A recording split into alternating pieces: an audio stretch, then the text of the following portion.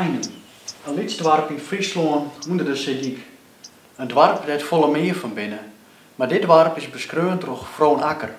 En Vroon Akker, dat is het pseudoniem van de schrijver Koos Stiemersma.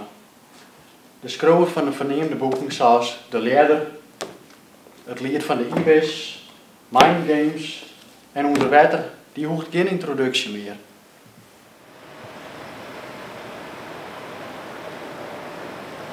Maar het e-book Einem zal wel introduceren worden. Er is een Noordse wetterklister onderwijs van Canada en Friesland. En die strikt correct in de omkrieken van Einemdel.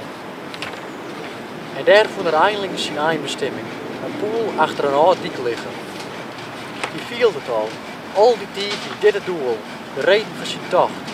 De hemel jouwt in prijs en skinkt hem aan het Einemer wiel. Hoe ironisch is het dat correct de bewoners van Einem berucht worden dat de boel saneren oftewel sloopt worden zullen.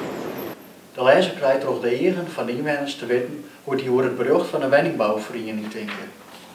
En hoe de hommelse komst van het vogeltje. Maar nog interessanter, hoe het ze over een oor denken. Want het is zuiver een stream om gedachtegang.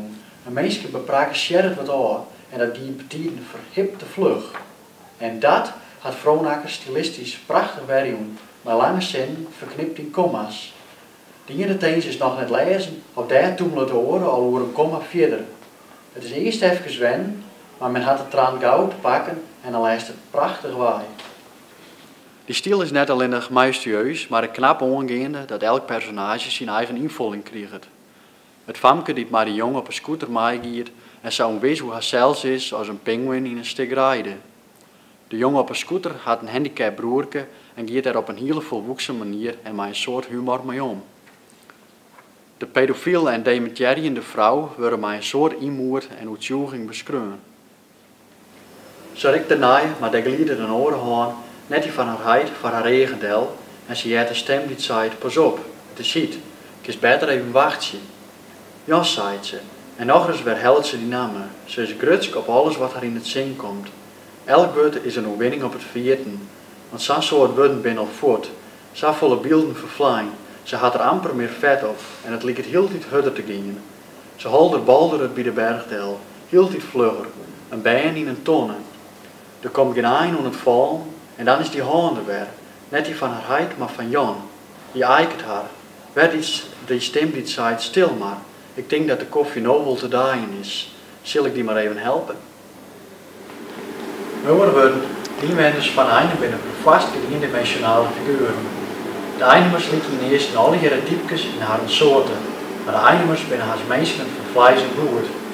Ja, komen we het alleen op je eens hier rieden en we willen alleen maar verder zwiepen om te weten hoe de verhalen haar ontwikkelen.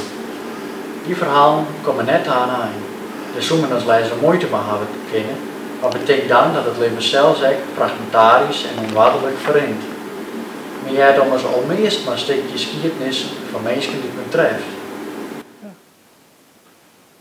Vroon Akker betrof de prachtconstructie van het boek, droeg de stil en wutkaart van Einem een literair pronkje te maken. Op korte kriem, het is een intellectueel genot. Het kan het oors als dit boek matig iets met de Jabeksprijs in de wacht slepen. Oors kan de jury hem zelfs net serieus nemen. Boven dat, en ik kan het net leren om het te nemen, is het ook nog in een nieuwe stavering publiceren. Einem is een boek van wereldklasse. Het is het boek van de Jabeksprijs.